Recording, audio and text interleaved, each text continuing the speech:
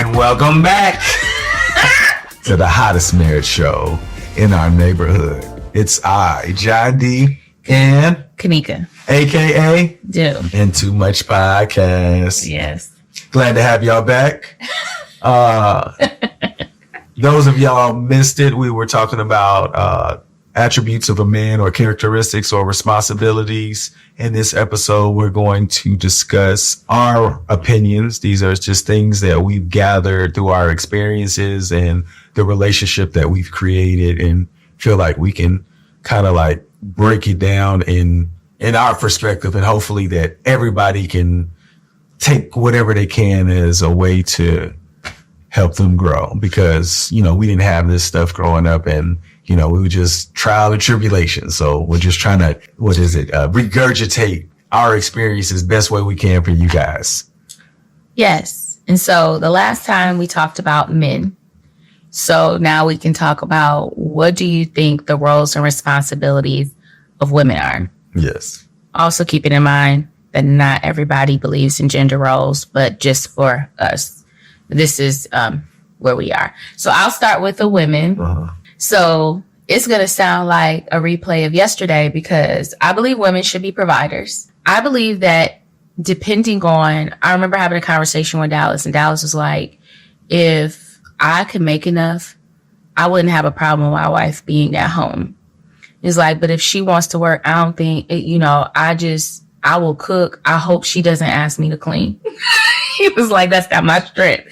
But I believe that a woman should be a provider if it's her choice, if it's feasible, and if he believes that, you know, it's feasible for the path they want to take. But I do believe that there should be the provider, and not just financial, but like I said before, a protector. And a lot of people say that women are like, the husband protects the wife and the children, and then the woman protects the children. And I don't believe that. I think that the woman should also protect her husband. And thinking about what you had said before, when you were like open-mindedness and vulnerability, like some men don't believe that a man should need to be protected. But I do. I think that when you all go out into the world, you are met with a lot of stressors. And when you come home, I want to be a protector, just like I said before, of men being a protector, being a source of peace. We should be a source of peace also. I do think that when you were talking about being a complement to one another, there are certain things that when you're out in the world and situations happen, you don't know how to respond.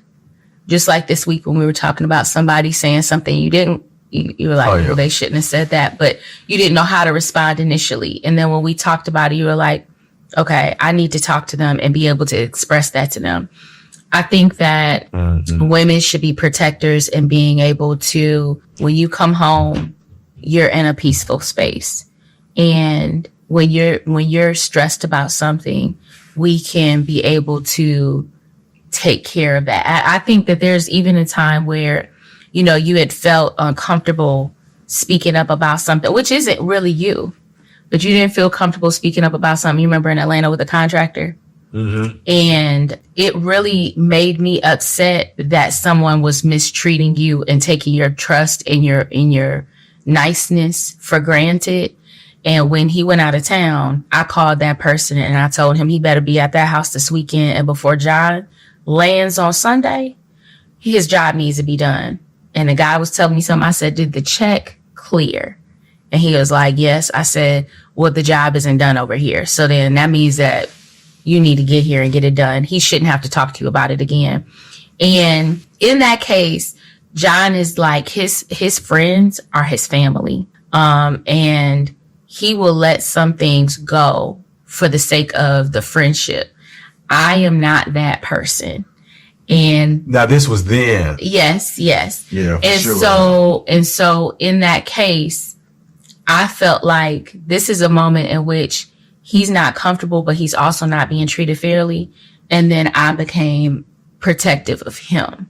And there have been a couple of other instances in which I've felt the need to be a little bit more aggressive with people, because his personality, I complement that part of his personality. So having someone be vulnerable enough to communicate with me that they're struggling with something, and it being okay to be like that, and allow me to take on that part of myself where I can compliment you and protect you in those moments. That's important to me too. I think that women should be able to do that. I remember this one woman, she said, she asked this guy, she is like, how can you handle it when your man is softer than you? And there were two things I thought about that. One, why are you so hard? So you should be asking yourself, because men should be able to be soft with you. Even if he go out in the world and he a muscle bound man, put your face in the sand. When he's at home, I don't expect you to come in here and have your armor still on. You're supposed to put that off, take that off at the door. So, and if I'm being honest about my expectation of you being a nurturer, like I said before, you have to be able to be softer at some point. And so I do believe that women should be protectors. A counsel. So you were talking about how, men do believe they should be a leader. I agree. But I like to think of it as a guide, because not everybody actually understands that a leader is best when they have an advisory council. They have a wise counsel behind them, so that, like when you said, even when I don't know something, she may know something, and I should be listening for that. Mm-hmm. And I think that with women, we should be a wise counsel, you and our partner, to figure out where we want this family to go. And my say in it is just as valuable, like you had said. Absolutely. And so, and sometimes I see things, or I've experienced things that can give you a different perspective that would change the entire course of what we'll do. And so I think that men should be open to us being wise counsel, but I think we should also be prepared to be a wise counsel. Like, we can't just be floating around. Like, sometimes I'll say, John, I am used to being protected by you now. And we'll go places and I could be a complete airhead with one brain cell. Like, I don't even have to care about what's going on because you're taking care of all these things. But when it all comes down to you and I and our family, I'm like PhD in it, because I need to make sure that I'm advising you, because you're going to have blind spots based on how you grew up. There are things that you're going to be like, it has to go this way. And then I'll be like, no, it doesn't, because I've seen it done this way if we do this. But I don't want to be the person, and I know that sometimes we talk about women, we've seen imbalanced relationships. We've grown up watching imbalanced relationships where our moms are literally doing everything, and the man is just, go ask your mama. Go ask you. That was my dad's favorite thing. Go ask your mama. It was like my mom ran the whole house. He must have just come in and gave her part of the check and then went on by his business. But I do believe I don't want to run anything. I would like to be led. I really would. I would like to be led, but I definitely want to know that I'm not being led in the wrong direction by somebody who can't listen to other people and learn. You can't be inflexible. Yeah. And that closed-mindedness, that just, it's not going to progress the family or our children. We're not going to move forward, to the best of our ability if we're just using one brain. You know what I mean? Oh, absolutely. I mean, it's not just one brain. It's just one person's brain. It's not together collectively to make one brain. So it's not even being smart anyway. Yeah. Two brains are supposed to be better than one, but you only using one. Yeah. And you be like, I'm no leader. Look. So also, I believe that women should be nurturers. And I think that that's always something that people put on the list with women. But I believe that women should be nurturers to their children and to their husband, because I understand that you grew up in a space where there was certain, like, you weren't nurtured the way that you might have needed in those times. And I'm willing to do that. I'm not being your mother. I'm giving you woman, relationship, wife energy in my nurturing. But I absolutely understand. I've seen where there's lack in softness for you and your upbringing. And what I do is I figure out how I can nurture you as a wife, not as your mom. I don't give you that same energy. And I think women need to understand how to do that, because some women are like, I'm not his mama. I'm not. But I'm going to give you woman energy. I'm going to give you that wife energy. Nurturing can be flipped in a multitude of ways based on, you know, where you're coming from. I remember when my dad and my mom were getting a divorce, and my dad was like crying every day and whining about not really acknowledging or being accountable for how he did it, because it was his fault. And I remember there were days where he needed mother nurturing. I could see it. He needed a mother, and I wasn't that. I also wasn't able to give him woman energy because I'm 13. But I remember one day saying, you know, I know you seem like you're really sad, but you did this. This is your fault. And you can't be mad at this. You can't be mad at that. And he didn't hear me, you know.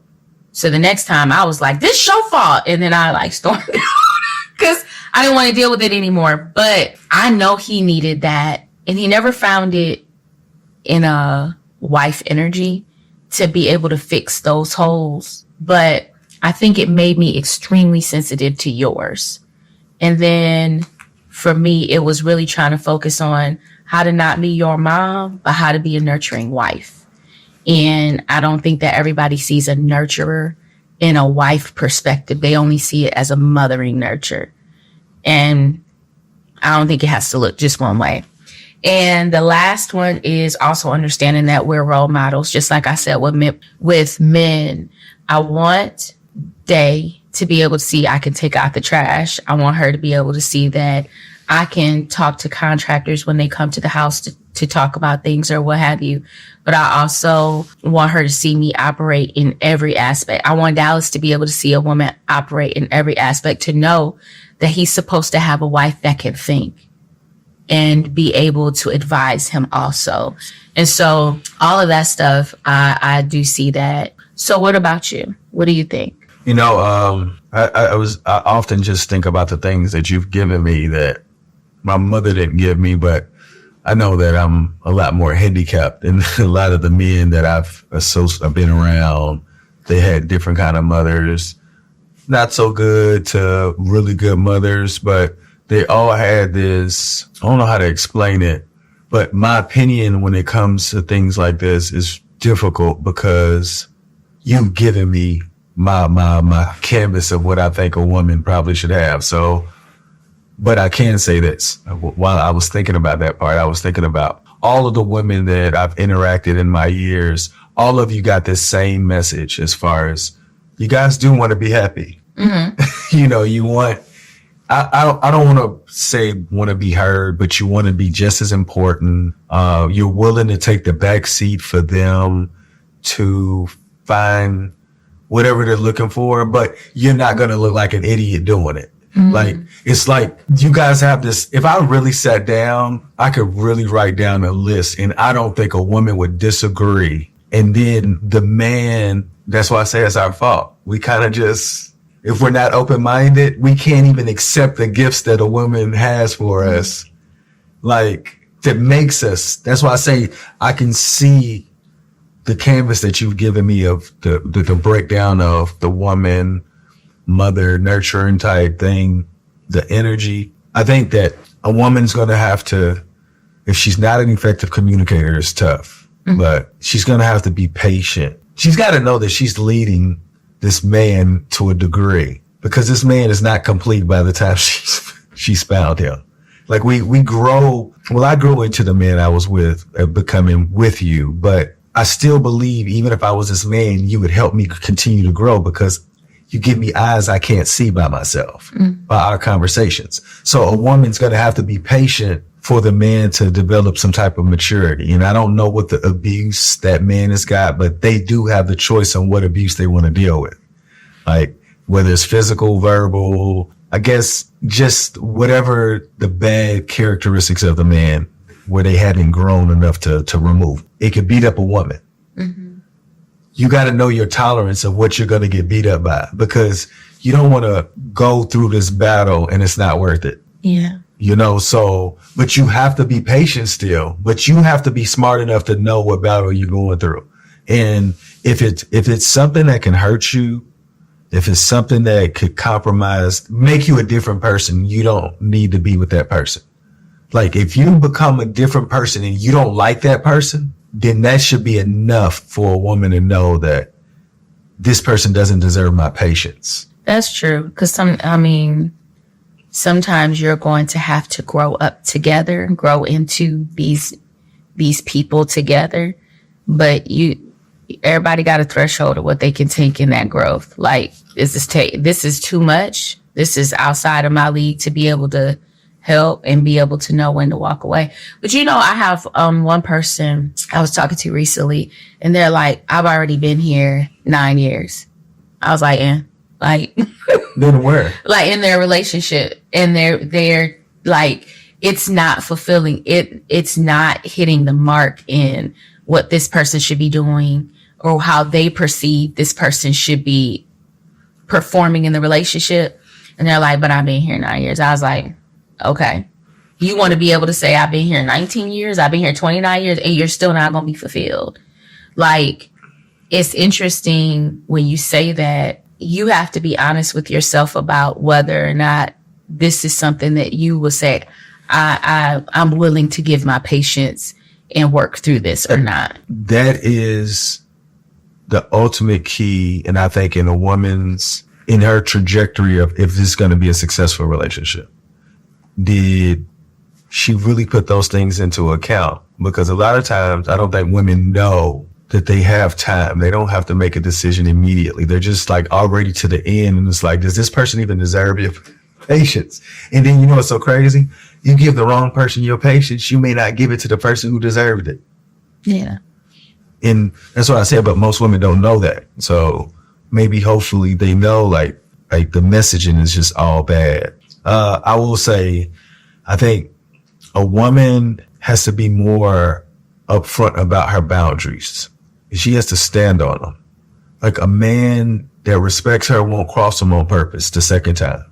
Mm-hmm. The first time they didn't know, and they will be able to stop because you know when you're supposed to, when you cross a boundary, right? But a person that deserves your time, if you're firm on your boundary, you might get a poke just to make sure, because it's like a kid, like you just knock over a wall and then maybe the wall will knock over.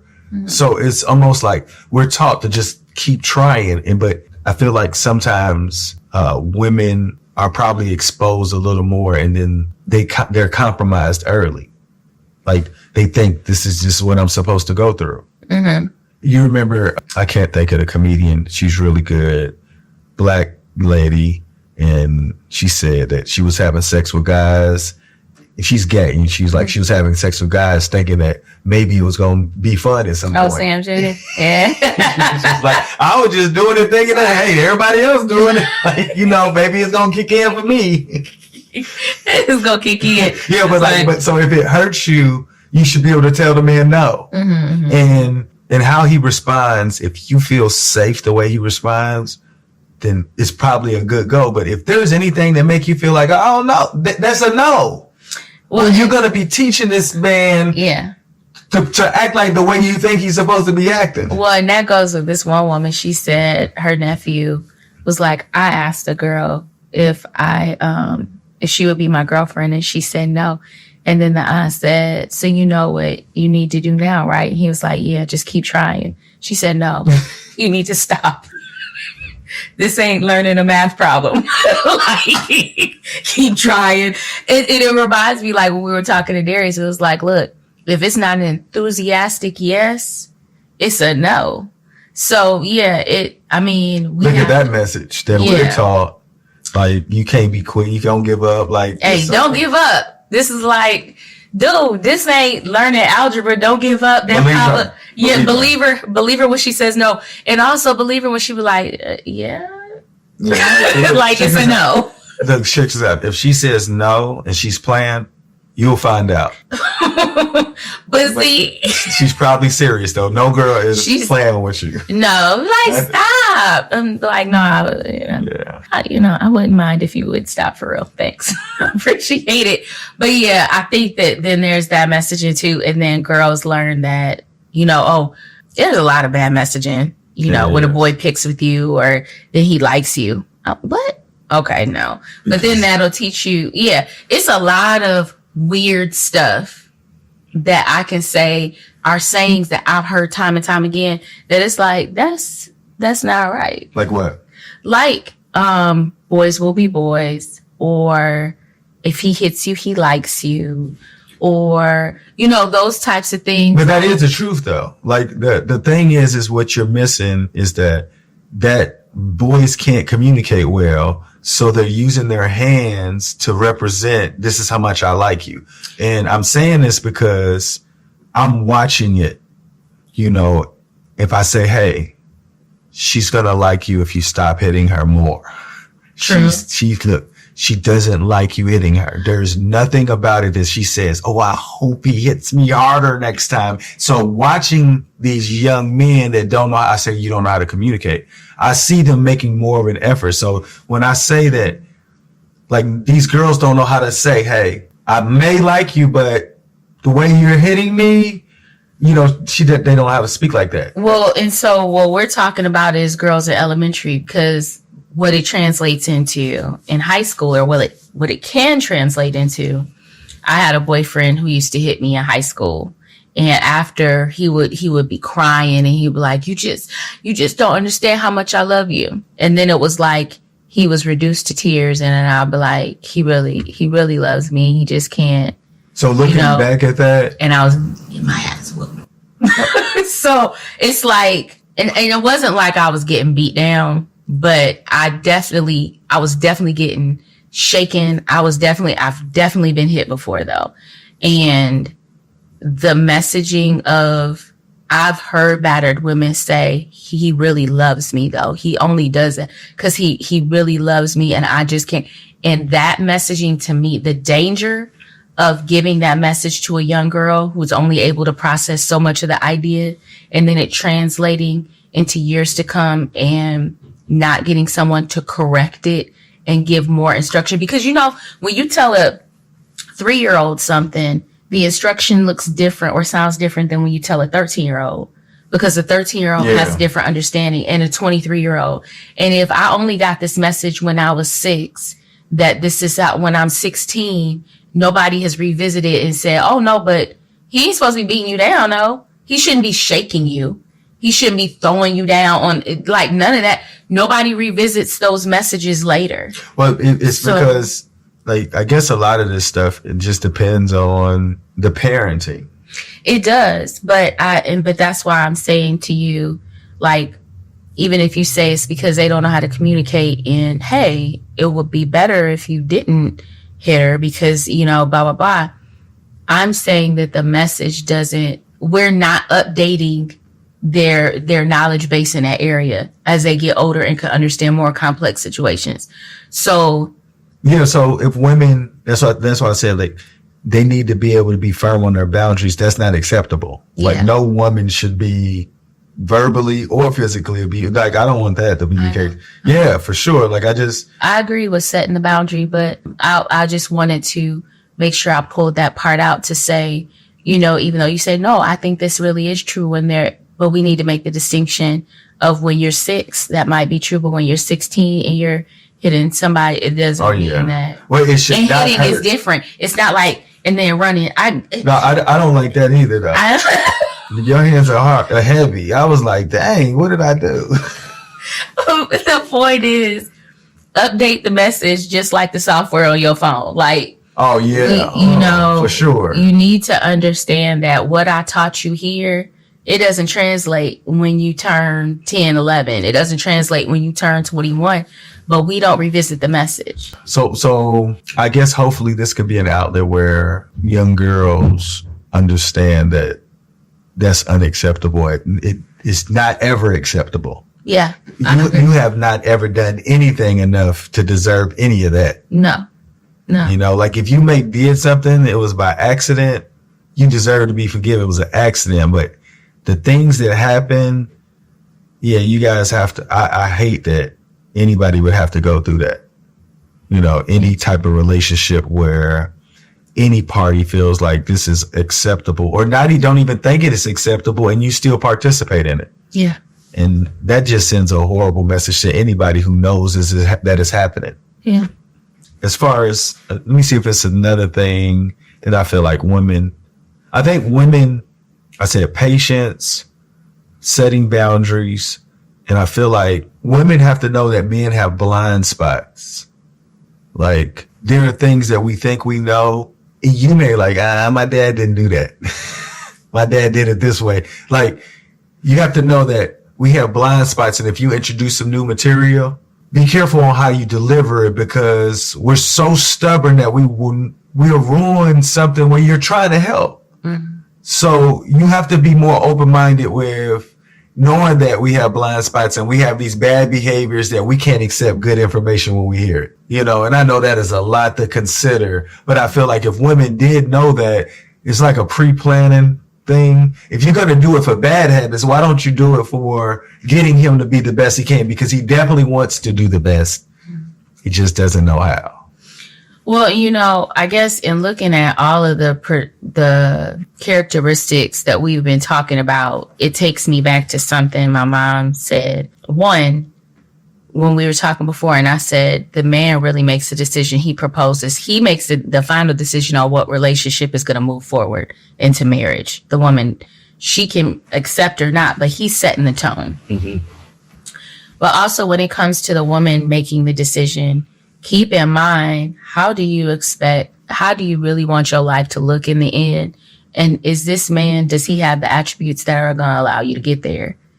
If you notice that he doesn't ever listen to you or take any of your advice or take anything into consideration, or you feel like he makes reckless decisions in this, that, or the other, whatever the case may be, all these things, it reminds me of my mom. My mom would say, whatever you're leery about or you don't like about him now will be 10 times worse when you are locked in that marriage and have started to build a life. So make sure that whatever it is that's bothering you, either he's working on it to change it or you're going to be able to accept it if it's 10 times worse, because it may, with that prolonged time, with a stubborn head, it may persist, and that may be something you're going to have to live with. And I remember I was like, I love him.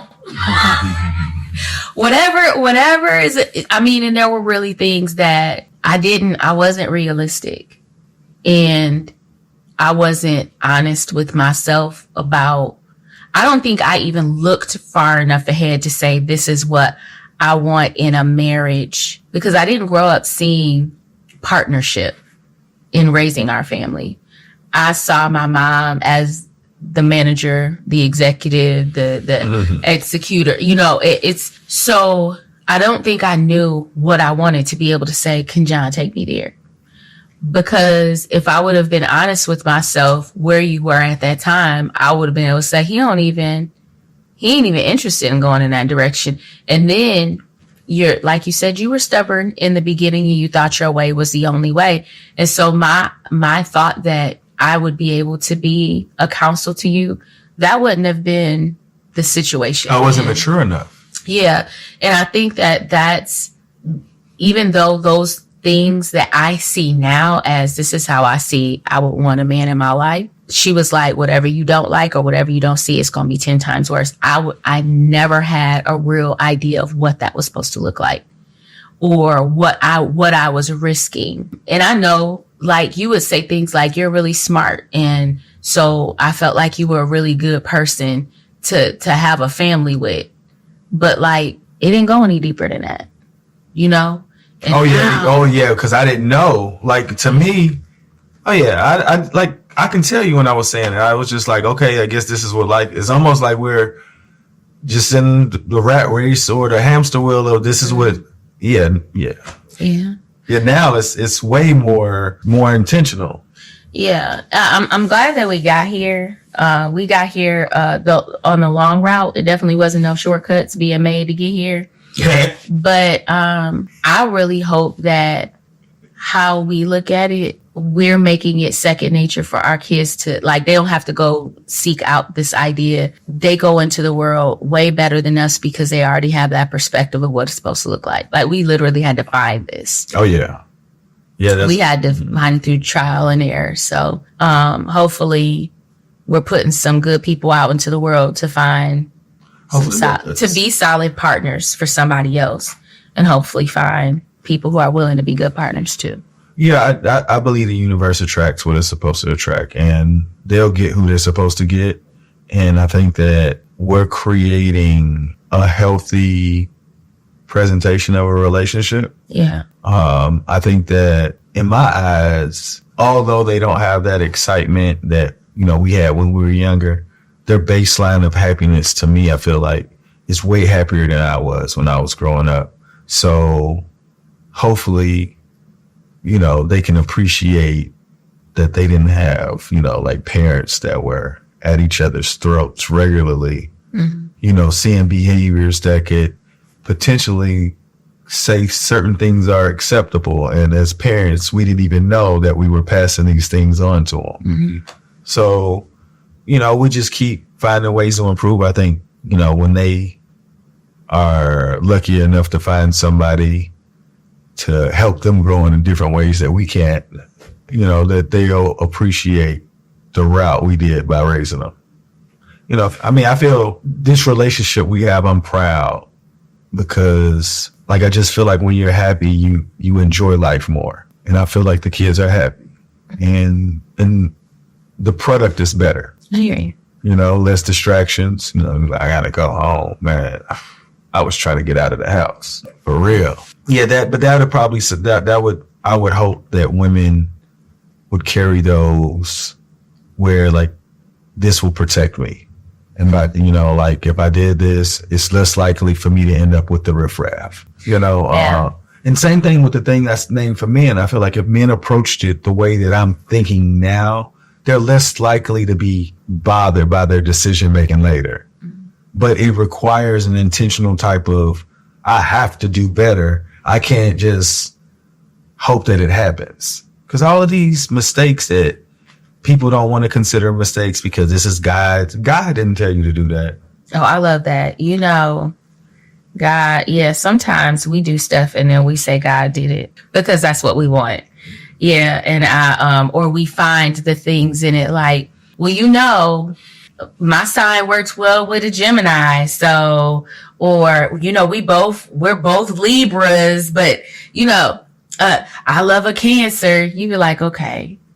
And that's a whole other thing. When I hear that, I think of people just hoping that it brings them closer to it, because they have no idea. Yeah. But since somebody will put some words together and it sounded good with them, they're like, let's say this because maybe it will work. This means it will work, but yeah. It's going to take real work with whoever. Look, check this out.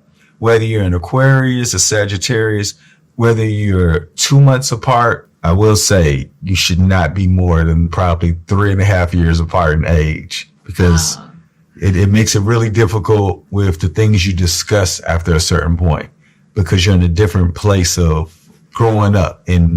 But that's a whole other that's for sure. But yeah, you have to work no matter what. Yeah, that's my whole point. To get to a place where you can really be happy you made the decision with your partner, y'all haven't went through it yet. And I'm not saying it has to be difficult. You got to go through something bad. Yeah, it's just, you got to just have enough time with each other where you understand what her insecurities and you know how to protect them.